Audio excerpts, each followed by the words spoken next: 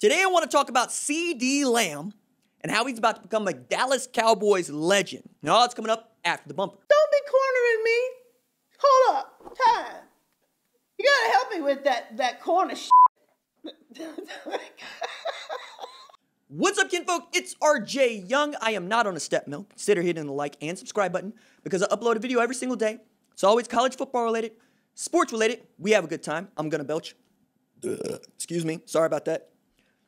So today I want to talk about CeeDee Lamb and how he's going to become a Dallas Cowboys legend.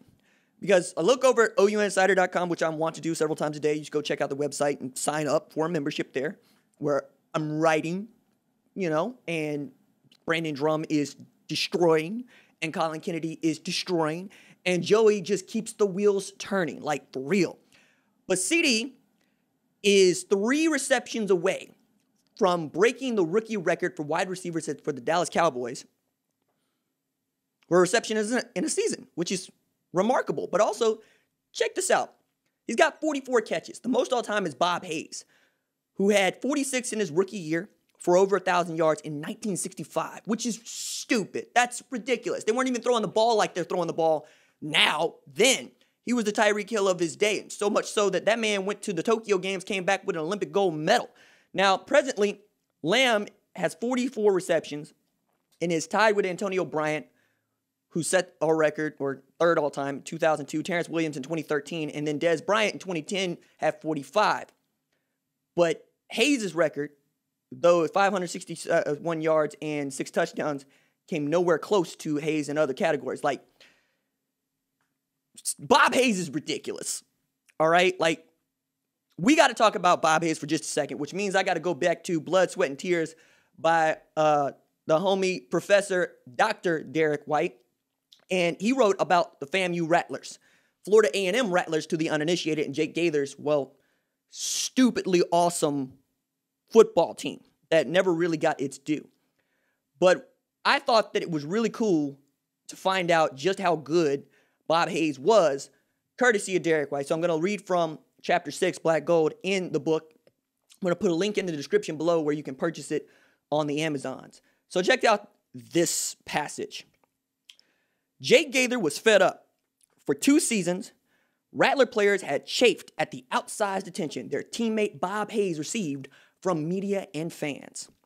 Besides setting a new world record in the 100-yard sprint at 9.1 seconds in the spring of 1963, Hayes was also a highly effective part-time player for the FAMU football team.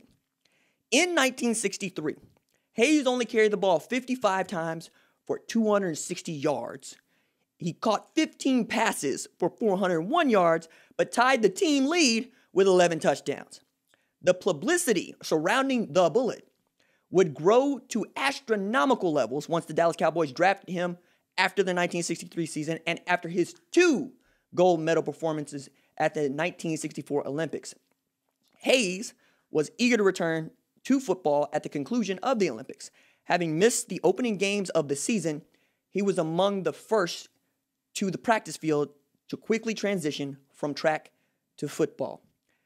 Gaither stopped Hayes one day as he left the locker room, said, "Bobby, I want you to go," and I went too far. Hold on a second. I got to go back. How do I go back? How do I go back? Inside. "I don't want you to practice today." Hayes was confused, but he never questioned Gaither, and he headed back to the locker room. As the other players saw Hayes walking in the opposite direction, starting running back Bobby Phelps and others audibly mumbled about Hollywood Hayes missing practice again. Gaither ordered the players to huddle around him. He said, "I think you boys should be proud to have Bob Hayes as a member of the team. I heard some of y'all call him Hollywood because he gets so much exposure. If you guys are jealous of Bobby Hayes, I know how every one of you can get as much publicity as Bob does." The players asked, "How, coach?" To which Gaither responded, "Well, you only have to do one thing: outrun him." The players were crestfallen, knowing that they couldn't beat the fastest man in the world. That's Bob Hayes, man. Like, when people talk about Bob Hayes, they're talking about the original speed. Like, we talk about how fast Tyreek Hill is, and perhaps if he'd have trained for it, he could have done well in the Olympics, but he didn't. Bob Hayes did. And I feel like that gets missed in this conversation. And now take into account that the man had 1,000 yards receiving in 1965 when folks weren't really throwing the ball all that much. And then what CeeDee Lamb has been able to do. Because CeeDee Lamb will have been able to do this with trash quarterback play for 3/4 of the season. Like, Dak Prescott was 100% on one, right? He was having a ridiculous start to the season before he blew out his ankle, and he might not be the same dude that he was. But Andy Dalton and Ben DiNucci and Garrett Gilbert are not what CeeDee Lamb is used to. He's used to Baker Mayfield, Kyler Murray, Jalen Hurts. This man is still able to do what Dez Bryant could not do, right? Which is to break the record for receptions in a season by a rookie. All of this is ridiculous to me the more that I think about it and the more that I try to put into context what it is we're talking about when we talk about Bob Hayes and what CeeDee Lamb is going to do. Also, makes me look real good because CeeDee Lamb is on my fantasy football team along with Curtis Samuel and Tyreek Hill. I got all of them. Probably still going to lose in my league. But I wanted to put that out there because, like, what CeeDee has been doing is what, for once, the Dallas Cowboys thought he was going to do. Like, Mike McCarthy was like, he's going to get the ball a lot. He's that good. And Jerry Jones is like, oh, yeah, he needs 88. We're taking a wide receiver in the first round. And to be fair, Jerry Jones hit on Zeke Elliott when a lot of us said that he probably shouldn't and didn't look a gift horse in the mouth when CeeDee Lamb was there at 17. Both of those have worked out to be pretty doggone good, though Zeke has been putting the ball on the ground since catching the COVID, but that's something else entirely. Almost makes you forget that CeeDee Lamb snatched his phone away from his girl when she tried to answer it during, the NFL draft last April. Almost.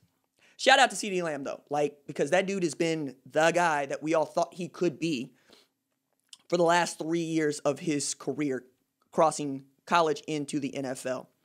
And might go down in history as the greatest Oklahoma wide receiver of all time in a year in which he did not win the Biletnikoff Award and in a year in which he was basically the only option that Jalen Hurts would throw to on a regular basis. Hats off to him, and I look forward to watching him break that record for my Dallas Cowboys. Deuces.